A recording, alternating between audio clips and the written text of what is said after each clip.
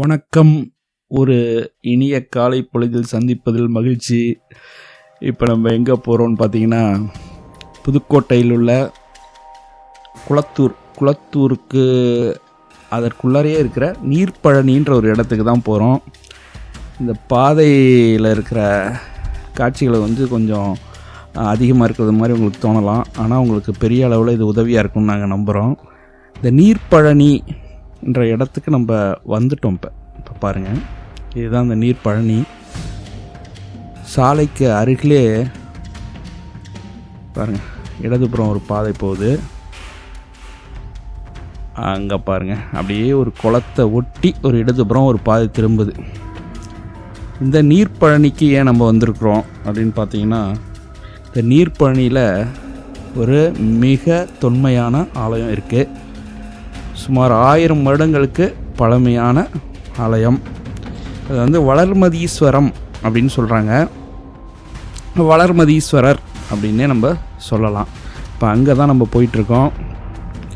பாருங்கள், ஒரு குறுகிய ஒரு பாதை போகுது இல்லையா?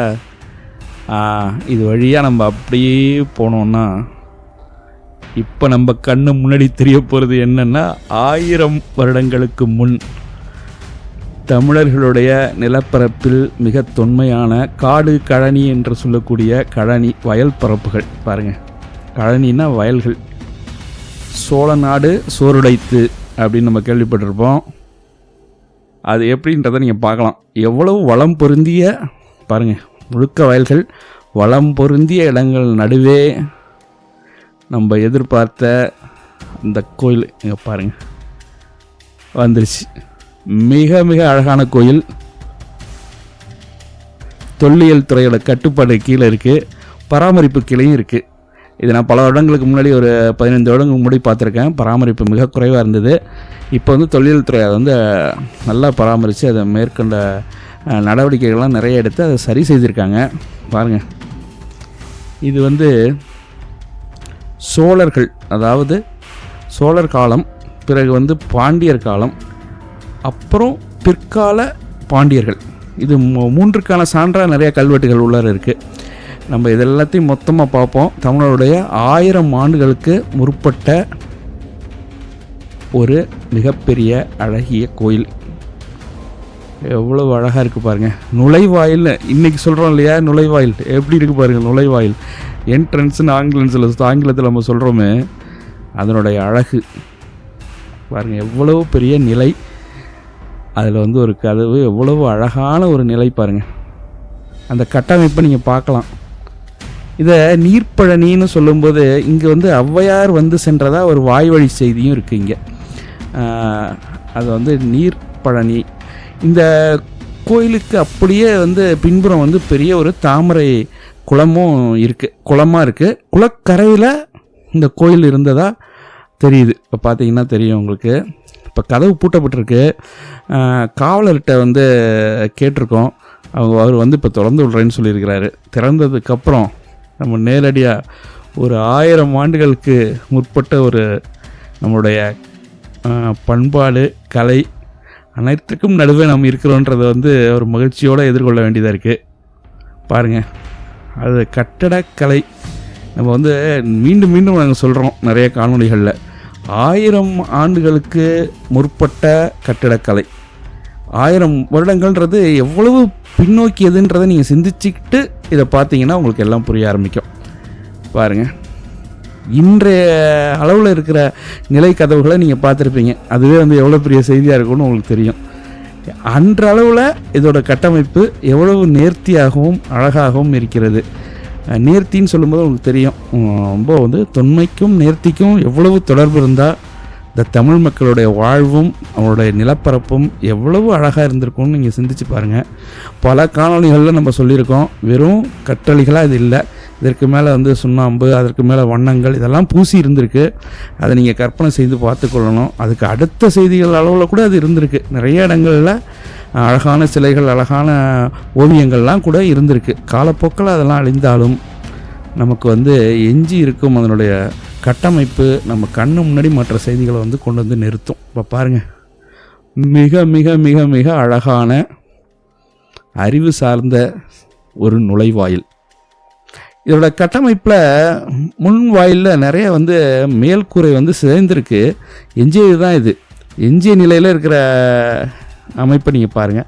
இது நிறைய காணொலிகளில் நம்ம கோயில்களை பார்த்துருக்கோம். அதிலெல்லாம் நீங்கள் பார்த்துருப்பீங்க. அதை போன்றே இங்கேயும் இருக்குது. ஆனால் நல்லா சிறப்பாக இருக்குது, தெளிவாக சிறப்பாக மிக அழகாக இருக்குது. மீண்டும் தொல்லியல் துறை வந்து அதை பிரித்து திருப்பி அதை சரி செய்து எல்லாம் வைத்திருக்காங்க. கண்டிப்பாக இதை நீங்கள் பார்க்கணும். பாருங்கள், 1000 ஆண்டு கதவுகள் திறந்து விட்டது. 1000 வருடத்து கதவு திறந்து நம்ம அப்படியே உள்ளார போகிறோம். நீங்கள் பாருங்கள், நிறைய கோயில்களில் நம்ம ஊரில் வந்து டபுள் டோர் சிஸ்டம்னு சொல்கிறோம். இரட்டை கதவுகள் 2 புறமும் இருக்கும். நீங்கள் பார்த்துருப்பீங்க. ஒன்றுக்கும் இருக்கும், பின்புறம் அந்த கோபுரத்தோட அடுத்த நிலையிலும் இருக்கும். பாதுகாப்பு கருதி அப்படி இருக்கும். இதில் வந்து முன்னிலை மட்டும் இருக்குது, பின் நிலைகளை தெரியல. இங்கே பாருங்கள், எவ்வளவு கல்வெட்டுகள் இருக்குது பாருங்கள். இதுதான் வந்து பாண்டியர்களுடைய கல்வெட்டுகள் இருக்குது. சுமார் ஒரு 20 கல்வெட்டுகள் இருக்கிறதா ஆய்வாளர்கள் குறிப்பிடுறாங்க. நிறைய இது போன்ற நிறைய செய்திகளை நீங்கள் வந்து ஆய்வாளர்கள் மத்தியில் தெரிந்து கொள்வது நல்லது. அவங்க நிறைய செய்திகளை மிக தெளிவாக உங்களுக்கு சொல்லுவாங்க. இப்போ பாருங்கள், இந்த கட்டமைப்பு சிறிதும் அழிந்து விடாமல் அவ்வளவு அழகாக இருக்குது பாருங்கள். பாருங்கள், இப்போ உங்களுக்கு புரிஞ்சிருக்கும் 1000 வருடங்களுக்கு முன்னே எப்படி வந்து நம்ம தமிழ் மண் இருந்தது என்பது வந்து உங்களுக்கு இப்போ தாராளமாக புரிஞ்சிருக்கும். அது பாருங்கள், ஒவ்வொரு இடமும் அதற்கான இடங்களை கவனித்து பார்த்தால் நமக்கு தெரியும். மேலே பாருங்கள், பூதகணங்கள்லாம் இருக்குது, மற்ற தூண்கள், அதில் உள்ள புடைப்புச் சிற்பம்னு சொல்கிறோம் இல்லையா, ஃப்ரீ ஹேண்டில் புடைப்புச் சிற்பங்கள் இருக்குது. ஃப்ரீ ஹேண்டுன்னு சொல்கிறது வந்து கொடிக்கருக்குன்னு நம்ம தமிழில் சொல்லணும்.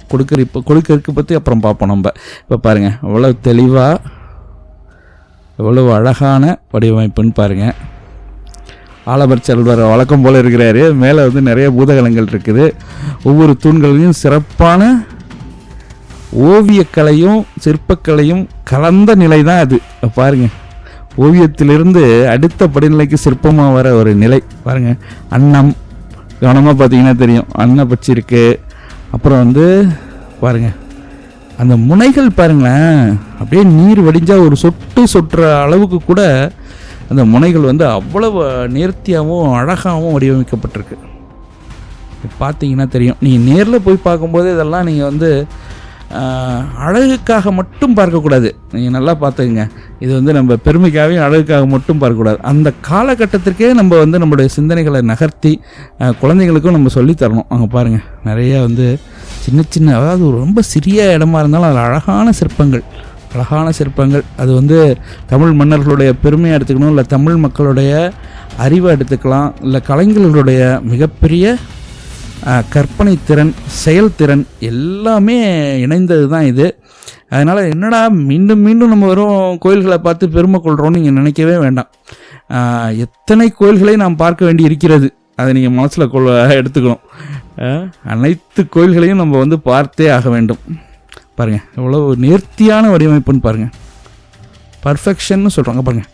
யானை வந்து லேசாக குளிஞ்சு அப்படி படுக்கிற நிலையில் இருக்குது பாருங்கள். அவ்வளவு நேர்த்தின்னு பாருங்கள். நாங்கள் திருப்பி உங்களுக்கு வந்து இதை வந்து அறிவுறுத்துறோன்ற கட்டாயம் கிடையாது. கண்டிப்பாக நீங்கள் நேரில் பார்க்கும்போது நீங்களே உணர்வீங்க. பாருங்கள், இதெல்லாம் வளர்ந்த நிலை, 1000 வருடங்களுக்கு முன்னாடியே வளர்ந்த நிலை. நீங்கள் பார்த்துருப்பீங்க சிறிய பழைய கோயில்கள்லாம் அந்த நீர் வடிகிற இடத்த எவ்வளவு நேர்த்தியான அழகான, அதற்கு ஒரு கற்பனை திறனுடைய அந்த வடிவத்தை நல்லா கவனித்து பார்த்தீங்கன்னா தெரியும். ஆங்கிலத்தில் வந்து ஃப்ளோ அப்படின்னு சொல்கிறாங்க இல்லையா, நமக்கு வந்து ஒரு வடிவம் வந்து ஒரு போக்கில் இருக்குன்றது தான் ஃப்ளோ அப்படின்னு சொல்லுவாங்க. அது அவ்வளவு அழகாக அப்படியே அந்த ஆரம்பித்து அது அப்படியே முடிகிறது வந்து பார்த்திங்கன்னா உங்களுக்கே தெரியும். அப்படியே ஒரு சிறிய அப்படியே தங்குத்தடையில்லாத வளைவு, அவ்வளவு அழகாக நேர்த்தியான அமைப்பு பாருங்கள். அழகு தான். எத்தனை முறை 1000 முறை அழகுன்னு சொன்னாலும் நம்மளால் வந்து அதுக்கு மேலே அதை வந்து வர்ணனையை குறைக்கவே முடியாது, அவ்வளோ அழகு. அப்புறம் ஒரு கிணறு இருக்குது. இந்த கிணறு வந்து பார்த்திங்கன்னா தெரியும், ஒரு பழைய கிணறுகள் எப்படி இருந்ததுன்றதுக்காக ஒரு உதாரணமாக அதை நம்ம பார்க்கலாம். பாருங்கள், 2 கற்கள் நீட்டி கொண்டு இருக்குல்ல, அதில் வந்து சகலைன்னு சொல்கிற சக்கரம் போட்டு கயிறு போட்டு நீர் அரைக்கிறதுக்கான வழி இருந்திருக்கு. இந்த கட்டமைப்பே எவ்வளோ அழகாக இருக்குது பாருங்கள். ஒரு குறிப்பிட்ட அளவுக்கு வந்து கருங்கற்களாலையும் அதுக்கப்புறம் செங்கற்களாலையும் அவ்வளோ தெளிவாக அழகாக கட்டமைக்கப்பட்டிருக்கு பாருங்கள். இது எந்த காலத்தை சேர்ந்ததாக இருந்தாலும் இருக்கலாம், ஆனால் அந்த கோயிலுக்காக வெட்டப்பட்ட கிணறாக இருக்கலாம். அழகாக இருக்குது அந்த அமைப்பை. நீங்கள் கவனித்து பார்த்தீங்கன்னா அதோட அழகு தெரியும். இப்போ நம்ம வந்து இந்த கோயிலை வந்து சுற்றி நம்ம பார்த்துக்கிட்டே இருக்கோம். சுற்றும் மண்டபங்களையும் பார்க்குறோம். பாருங்கள், எவ்வளோ அழகான ஒரு மண்டபம். வழக்கம் போல் நந்தி இருக்கிறார். அங்கே பாருங்கள், அழகான நந்தி மண்டபம்.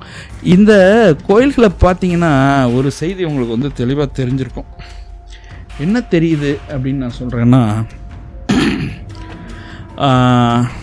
பாருங்கள், நடுவில் இன்னொரு செய்தியை நம்ம பார்ப்போம். உங்களுக்கு வந்து நடுக்கல் ஒன்று உள்ளாரே இருக்குது பாருங்கள். இது கல்வெட்டுகள். இது பாருங்கள், பாண்டியர் காலத்து மீன் ஒரு மீன் வடிவம் பொறிக்கப்பட்டிருக்கு பாருங்கள். மீன் சின்னம் பொறிக்கப்பட்டிருக்கு. இப்போ பார்த்தீங்கன்னா இந்த வலதுபுறம் வந்து ஒரு நடுகள் இருக்குது. நடுகள் பற்றி தனியாக ஒரு பெரிய காணொலியை நம்ம பார்ப்போம். இந்த நடுகளில் பாருங்களேன், சூலம் போன்ற ஒரு நடுகள் என்றது வந்து பேசுகின்ற கல்லுன்னு நம்ம எடுத்துக்கலாம். ஏன் அப்படி சொல்கிறோன்னா பாருங்கள், இது ஒரு புடைப்பு சிற்பந்தான். நடுகளில் இந்த சூலம் வந்து பொறிக்கப்பட்டிருக்கு புடைப்பு சிற்பமாக. அதோடைய எழுத்துக்கள் இருக்குது. நீங்கள் பார்த்தீங்கன்னா கல்வெட்டுகள் இருக்குது, அதன் அருகிலையும் இருக்குது, அதோடைய பின்புறமும் இருக்குது. அது சார்ந்த செய்திகள் கல்வெட்டுகளாக வடிக்கப்பட்டிருக்கிறது. இப்போ நீங்கள் ஒரு செய்தியை இப்போ தெரிஞ்சிருப்பீங்க.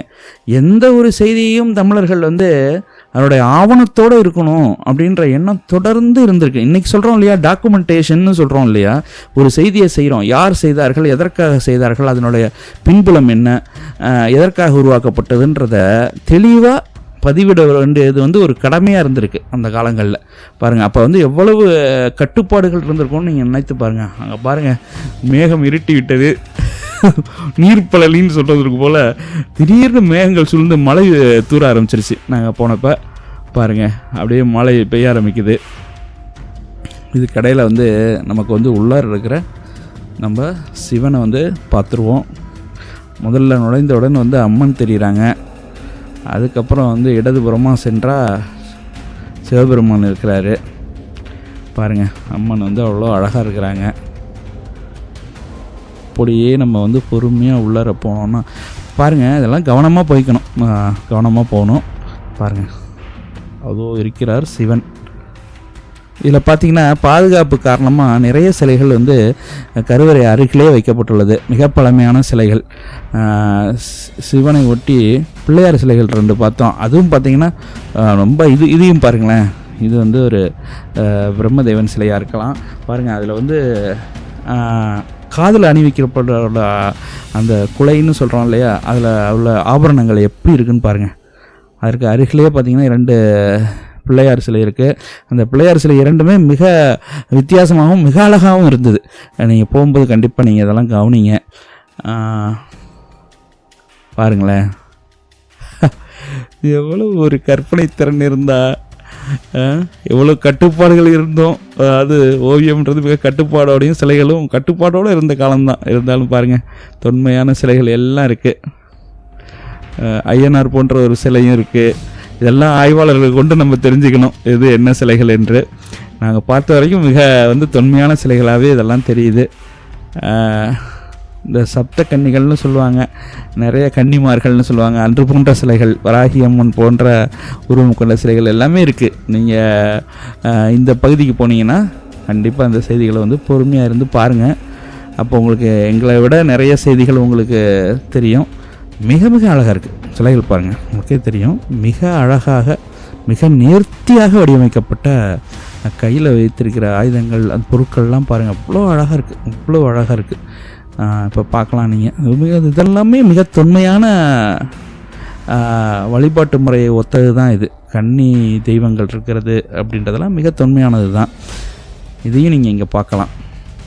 பாருங்கள், நம்ம வந்து இதை பார்ப்பதே இவ்வளோ காலங்களுக்கு பிறகு இவையெல்லாம் நம் கண்களில் படுவது, இதை வந்து உங்களோட சேர்ந்து நாங்கள் வந்து இதை பகிர்ந்து கொள்வது, இது எல்லாமே வந்து இந்த பிறவியில் ஏதோ ஒரு நற்பலன்கள் இருப்பது என்பதை வந்து எங்களுக்கு வந்து அறிவுறுத்துது. அதனால் வந்து ரொம்ப மகிழ்ச்சியோடு இதை உங்களோட நாங்கள் பகிர்ந்து கொள்கிறோம். இப்போ நிறைய சப்ஸ்கிரைபர்ஸ் இருக்கீங்க, அதனால் வந்து உங்களோடையே நாங்கள் இந்த பயணங்களை மேற்கொள்கிறதான்னு நினைக்கிறோம். முதல்ல நாங்கள் வந்து எங்களுக்கு தான் அந்த பயணத்தை மேற்கொண்டோம், அது உங்களுக்கானதாகவும் மாறி இன்றைக்கி நிற்கிறத பார்க்கும்போது ரொம்ப பெருமையாக இருக்குது. பாருங்கள், காவலர் வந்து அழகாக திறந்து எல்லா செய்திகளையும் காட்டினார். அதற்கிடையில் பாருங்கள் அப்படியே சாரல், அழகான மலை பாருங்கள், அப்படியே மலையில் வந்து நினைந்து கோயில் வந்து அவ்வளோ அழகாக அது வந்து காட்சி அளிக்குது. இந்த கோயில்களை நம்ம பார்க்கும்போது ஒரு செய்தியை நீங்கள் தெளிவாக தெரிஞ்சுக்கணும். இந்த வெளிப்புற தோற்றமாக இருக்கட்டும், உட்புற தோற்றமாக இருக்கட்டும், இவை அனைத்துமே எதை நமக்கு அறிவுறுத்துதுன்னா, 1000 வருடங்களுக்கு முன் நம்மளுடைய பண்பாடும் மக்களும் கலையும் எப்படி சிறந்து இருந்திருக்கிறது என்பது தெளிவாக தெரியுது. இதை நம்ம அறிவுறுத்தினாலே நம்ம வந்து எப்பேற்பட்ட வாழ்வில் இருந்திருக்கோம். ஏதோ ஒரு காலகட்டத்தில் ஏதோ ஒரு காரணத்தினால இவைகளெல்லாம் அழிந்திருந்தாலும் நம்ம தெரிந்து கொள்ள வேண்டிய மிகப்பெரிய செய்தி என்ன அப்படின்னா, 1000 வருடங்களுக்கு முன்னாடி இவ்வளோ பெரிய அறிவை பெற்றிருந்தால் அந்த நகரம் எவ்வளோ அழகாக இருந்திருக்கும். இந்த இடத்தை வந்து எவ்வளவு அழகான இடமா இருந்தால் அதை தேர்ந்தெடுத்திருப்பாங்க. இந்த இடத்தை அழியாமல் இருக்கும் பொழுது இல்லை அதை உருவாக்கிய போது எவ்வளவு சிறப்பாக இருந்திருக்குன்றதை நீங்கள் சிந்திச்சு பாருங்கள். இப்போ உங்களுக்கு புரியும். இன்னைக்கு கோபுரங்கள்லாம் முழுமையாக இருந்து வண்ணங்கள் பூசப்பட்டு கொஞ்சம் கற்பனை செஞ்சு பாருங்களா நீங்கள், எவ்வளவு அழகான இடம், அவ்வளவு மனிதர்கள் வந்து எவ்வளவு திறனோடு இருந்திருக்காங்க. நம்ம வந்து இப்போ தான் வளர்ந்துருக்கோம், இதுக்கு முன்னாடி நம்ம வந்து ரொம்ப வந்து கீழ்நிலையில் இருந்தோம்னு நீங்கள் தயவு செய்து நினைத்து விடக்கூடாது. அதற்கான சான்று தான் இவைகள்லாம். இதெல்லாம் நீங்கள் ஏன் கண்டிப்பாக போய் பார்க்கணுன்னு நாங்கள் வந்து அறிவுறுத்துகிறோன்னா, 1000 ஆண்டுகளுக்கு முன்றே நம்ம வந்து எப்பேற்பட்ட அறிவை பெற்றிருக்கிறோம், எவ்வளவு பெரிய வந்து கலை படைப்புகளை நம்ம கொண்டிருக்கிறோம், நம்ம நாடு எவ்வளவு சிறப்பானது. பல உலக நாடுகளை இன்றைக்கி வியக்கிறோம், காணொளிகளில் கட்டு பல உலக அரிய இடங்களை பார்த்து நம்ம வியக்கிறோம். நம்ம அருகில் நம்ம இடங்களில் இருக்கிற செய்திகளை நாம் தெரிந்து கொள்ளாமல் உலக செய்திகளை தெரிந்து கொள்ள நாம் வந்து முற்பட்டமையானால் நாம் யார் என்று தெரியாமல் போய்விடும். அதனால் இதை வந்து கொஞ்சம் நம்ம வந்து ரொம்ப ஒரு பொறுப்போடு ஏற்றுக்கிட்டு இதை நம்ம செய்யணும். இது என்னப்பா வெறும் கல் கோயில் தானே அப்படின்னு நம்ம வந்து ஒருபோதும் நினைத்து விடக்கூடாது. நம்ம வந்து நம்மக்கிட்ட இருக்கிற ஒரு சின்ன பழைய பொருளை கூட எவ்வளோ மதிக்கிறோம். எங்கள் அப்பா வச்சுருந்த மிதிவண்டி, என் தாத்தா வைத்திருந்த இந்த பொருள்லாம் நம்ம மதிக்கும்போது இதை நினைத்து பாருங்கள். நம்ம மண், நம்மளுடைய மக்கள் சார்ந்தது, நம்மளுடைய கலை, இவை கண்டிப்பாக நம்ம வந்து போற்றி பாதுகாக்கணும். அதை வந்து வெளிப்படுத்தவும் செய்யணும். மறந்துட வேணாம். இந்த கோயில் போன்ற இடங்களை வந்து நம்ம வாழ்க்கையில் வந்து பார்க்கவே முடியாது. அவ்வளோ அழகான கோயில், அந்த காலங்களும் அவ்வளோ சிறப்பான காலங்கள். மிக்க நன்றி. மீண்டும் ஒரு சிறப்பான காணொளியில் உங்களை சந்திக்கிறோம். நன்றி, வணக்கம்.